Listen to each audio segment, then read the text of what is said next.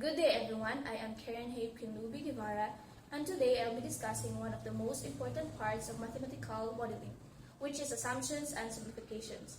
These are what makes complex real-world problems easier to study using mathematics. When we build a mathematical model, we can't include every single detail from our real life, so we make assumptions, which are ideas we believe to be true, and simplification, which are ways to reduce complexity. These help us focus only on the most important factors and ignore those who don't have much effect. We have two kinds of assumption and simplification, good and risky. Good assumption and simplification make our model simple but still realistic. They don't change the meaning of the problem, instead they help us focus on what really matters. For example, let's say we are studying population growth. A good assumption might be assuming a constant birth rate for a short period of time. This is good because it simplifies the problem while keeping it realistic. The population does increase and the birth rate don't change much in a short periods. On the other hand, some assumption and simplification can be risky. These are the ones that makes our model too simple, ignoring important details that affect the result. For example, assuming that no disease spreads from outside during a pandemic is risky. This assumption makes the model less realistic in real life. People travel and new infection can come from other areas, so even if the model becomes easier to compute, the result might not match what happens in reality. So in short, good assumption and simplification help us create a useful and realistic model, while risky assumption and simplification can make it unreliable and misleading. That's why, in mathematical modeling, assumption and simplification must always be checked and clearly stated. Now I'll be explaining the process of data extraction and how we can turn real-world observation into mathematical models. Data extraction means collecting and organizing real-world information so that we can use it to make sense of patterns and predict the future outcomes. To understand this better, let's look at an example. A farmer observing a growth of rabbits in his backyard. The farmer recorded his simple observation each month. In initial month, he says, I started with 100 rabbits. In month 1, he observes the number of rabbits seems to have increased around 120. In month 2, he multiplied again. Now there are about 144 rabbits. These are the farmer's raw data, real-life notes or observation before he organized the data. Now, we organize this observation into clear table so we can easily see the patterns. The initial population is 100. After a month, there are 120 rabbits, and after 2 months, there are 144 rabbits. This is now the structured data.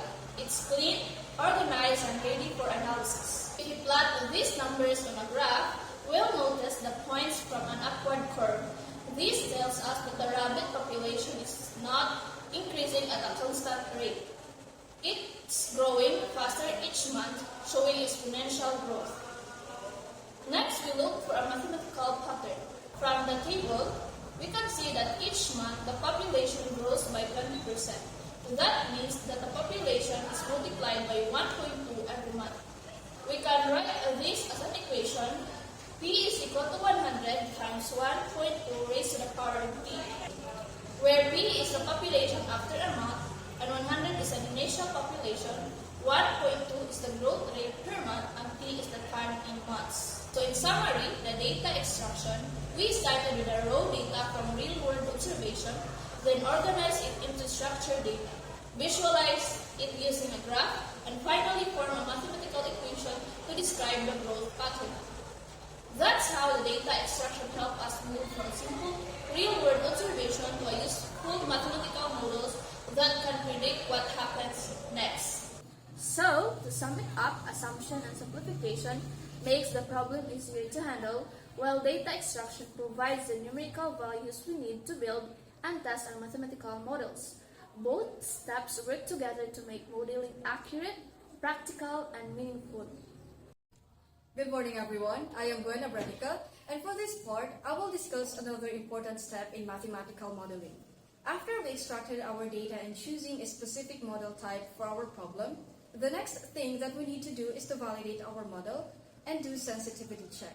These two steps help us determine whether our model really works and how reliable it is when the situation changes. Let's start with validation. Validation simply means checking if the model's predictions match real-world data. In other words, it answers the question, does my model represent reality well? When we validate a model, we compare the results or predictions it gives with actual observations. If the model's predictions are close to the real data, then the model is valid or reliable. If not, we need to revise it or adjust our assumptions. For example, we have this problem. A fish pond has 500 fish. The population grows by 10% each month, and 50 fish are harvested monthly. Predict the fish population over time using a discrete model. In this problem, we are studying the population of a fish in a pond, and we will be using discrete model for this. So our equation would be P sub n plus 1 equal to P sub n plus r times P sub n minus h, where P sub n is the population this month, r is the monthly growth rate, and h is the number of fish harvested every month. Now let's assume these conditions. If the initial number of fish is 500, the growth rate r is 10%, and we harvest 50 fish per month. So our model becomes P sub n plus 1 equal P sub n plus 0.1 times P sub n minus 50. If we compute this for the next few months, we'll see that the population stays at 500 fish. That means, according to the model, the number of fish remains constant every month. Now, let's validate this model using real data. Let's say the pond owner observes the actual number of fish for the first 3 months. For the first month, 480 fish. Second month, 490 fish. Third month, 495 fish. Comparing this with our model's prediction of 500 fish each month, the actual results are slightly lower but still very close. Therefore, we can say that our model is valid because its predictions are quite similar to the real-world data. Now, let's move on to sensitivity check. A sensitivity check helps us find out how sensitive or stable our model is when we slightly change some of its parameters. It answers the question, will my model still work if conditions change a little? Now let's go back to our fish pond model. Originally, our growth rate was 10%. Now let's test what happens if we slightly increase or decrease this rate. Suppose the growth rate increases to 11%. So our model becomes P sub n plus 1 equal P sub n plus 0.11 times P sub n minus 50. After a few months, the fish population slowly increases from 500 to around 505, then 511, then 517, and so on. That means even a small increase in the growth rate makes the population grow continuously. This tells us that our model is sensitive to the growth rate. A very small change in R can lead to a noticeable change in the outcome. If our parameters are not estimated carefully, our predictions can become inaccurate. So, sensitivity check helps us identify which parameters affect the model growth and how stable the model really is. To summarize this part, validation makes sure the model is realistic, while sensitivity check makes sure the model is stable and reliable under small changes. Both are important steps to make sure our mathematical model is not only correct, but also useful in real-life decision making. Good morning, everyone. I'm Karen Diol. Now, let's move on to the next important step in mathematical modeling, which is interpretation for non-technical audience. Interpretation for non-technical audience means translating mathematical findings into real-world meaning in a way that's clear and easy for people who are not expert in math, such as students, farmers, community leaders, or policymakers. Interpretation is one of the most critical steps in modeling process because even the most accurate model is useless if people cannot understand or apply its result. So, our goal here is to connect numbers and equations to real-life understanding to make sure that the data can support decision-making in the real world. When presenting results to a non-technical audience, we must First, use simple words and everyday language. Avoid terms like equilibrium. Instead, express result in plain and relatable terms. Second, avoid showing formulas or technical symbols. Instead, focus on what the result means. Fourth, discuss implications. What the result tells us in real life, what decision can be made from this data, and how can it help to solve a real problem. Let's look at the table here. Suppose we have a model predicting the population of fish in a pond with harvesting. The mathematical result shows that the population stabilizes at 500 fish. A technical report might say the equilibrium solution is 500, but for a non-technical audience, it's better to say something like this. If the farmer continues harvesting 50 fish each month, the pond will keep about 500 fish. That means the harvesting rate is balanced. The fish reproduce fast enough to replace the harvested ones. This way, the result becomes meaningful and practical. It's a message that helps the farmer make decisions about sustainable fishing. After interpreting the results, it's also important to recognize that no model is perfect. Every mathematical model has limitations or weaknesses. Recognizing these limitations makes our model more credible and realistic. Here are some common limitations. First, the model assumes constant harvesting or reproduction rates, even though this can change over time.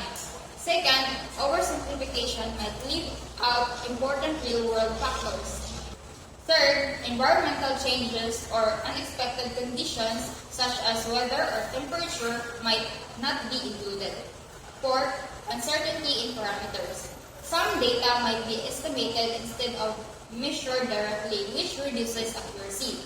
Lastly, limited or outdated data. Using old or incomplete data can cause misleading predictions.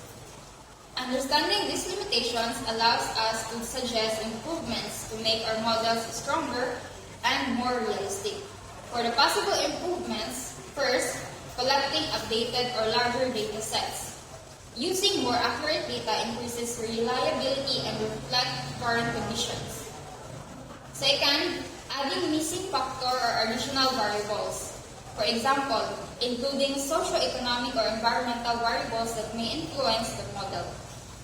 Third, reassessing assumption and testing sensitivity. Try changing some assumptions to see how much the results vary. If small changes cause big differences, the model might need revision. Lastly, comparing with other models for validation. This helps check whether your results are consistent with other established models or research findings. In previous example, our model assumes the same harvest every month. That's unrealistic because fishing can vary by season. To improve it, we can include seasonal variations in harvesting rates or environmental conditions. By acknowledging limitations and continuously refining our model, we can make it more useful, reliable, and aligned with the real-life situation. To summarize, interpretation makes mathematical results meaningful for everyone. Limitations and improvements remind us that modeling is an ongoing process of testing, refining, and improving. Together, these stages of the modeling cycle ensures that our models are understandable, credible, and applicable to solving real. For this part of mathematical modeling, I will be explaining communication best practices or how we clearly and effectively present our model and results. You see, even if our mathematical model is correct, it won't really be useful unless people can understand it. That's why communication is such an important part of modeling process. Our goal is to make sure our findings are clear, accurate, and meaningful. First, always use clear and informative visuals such as graphs, tables, and charts.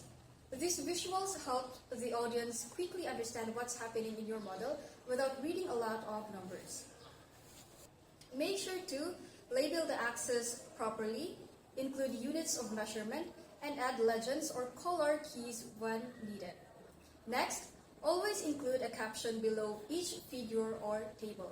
A caption should explain what the visual shows and why it is important. Third, organize your presentation in a logical order so your audience can follow your thought process easily. A good flow would be First, state the problem. Second, present the model or equation. Third, show results or graphs. And fourth, explain the interpretation and conclusion. Fourth, be honest about your model's limitation. No model is perfect, and acknowledging that builds credibility. And lastly, always adjust your presentation, depending on who your audience is. If you are speaking to students or policymakers, focus on the results and their meaning. If your audience is a group of mathematicians, you can go deeper into the equations and computations. A good communication in mathematical modeling means more than just solving equations. It's about making your findings clear, visual, and understandable for everyone. In short, communication bridges the gap between mathematics and real-world understanding.